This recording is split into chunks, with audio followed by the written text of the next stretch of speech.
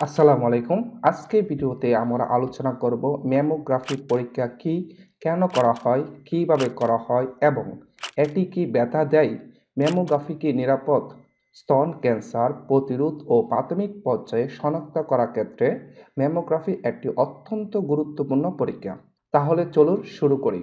আর আপনি যদি আমার চ্যানেলে নতুন হয়ে থাকেন, please subscribe the channel. Mammography পরীক্ষা কি? ম্যামোগ্রাফি হলো স্তনের ভিতরে টিস্যুর বিস্তারিত ছবি তোলা একটি বিশেষ এক্স-রে পরীক্ষা।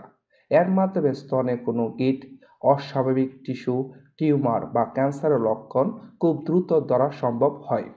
এটি সাধারণত দুই ধরনের হয়: স্ক্যানিং ম্যামোগ্রাফি নিয়মিত চেক আপের জন্য, ডায়াগনস্টিক ম্যামোগ্রাফি কোনো সমস্যা বা লক্ষণ থাকলে। কেন ম্যামোগ্রাফি করা জরুরি? স্তন ক্যান্সার প্রথম পর্যায়ে শনাক্ত করা যায়। ডাক্তার পালপেশন দিয়ে যা বুঝতে পারেন না, ম্যামোগ্রাফিতে সেটা দেখা যায়। 40 বছরের বেশি নারীদের নিয়মিত বছরে একবার করানো অত্যন্ত গুরুত্বপূর্ণ। বয়স, পারিবারিক ইতিহাস বা হরমোনজনিত কারণে ঝুঁকি থাকলে আগে শনাক্ত করা সম্ভব। ম্যামোগ্রাফি পরীক্ষা কিভাবে করা হয়? আপনাকে একটি বিশেষ মেশিনের সামনে দাঁড়াতে হবে। প্রতিটি স্তন আলাদা করে দুইটি প্লেটের মাঝে হালকা চাপ দিয়ে রাখা হয়। 2 থেকে 4টি ভিন্ন অ্যাঙ্গেল থেকে এক্স-রে ইমেজ তোলা হয়। পুরো প্রক্রিয়াটি মাত্র 10 থেকে 15 মিনিট সময় নেয়। অনেকে ভাবেন এটি খুব ব্যথা দেয়। বাস্তবে সামান্য চাপ লাগে, কিন্তু সহনীয় এবং কয়েক সেকেন্ড স্থায়ী। ম্যামোগ্রাফি কখন করানো উচিত?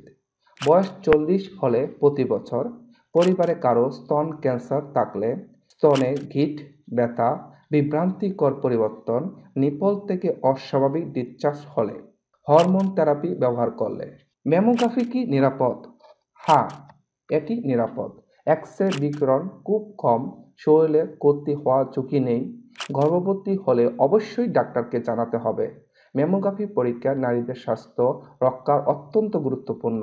প্রাথমিক অবস্থায় ক্যান্সার শনাক্ত করা গেলে বাঁচানোর সম্ভাবনা কয়েকগুণ বেড়ে যায়। তাই বয়স বা ঝুঁকি ভিত্তিতে নিয়মিত স্ক্যানিং করাতে ভুলবেন না। ভিডিওটি ভালো লাগলে লাইক, শেয়ার, সাবস্ক্রাইব করতে ভুলবেন না। কমেন্টে জানাতে পারেন পরবর্তী ভিডিও কোন বিষয়ে চান।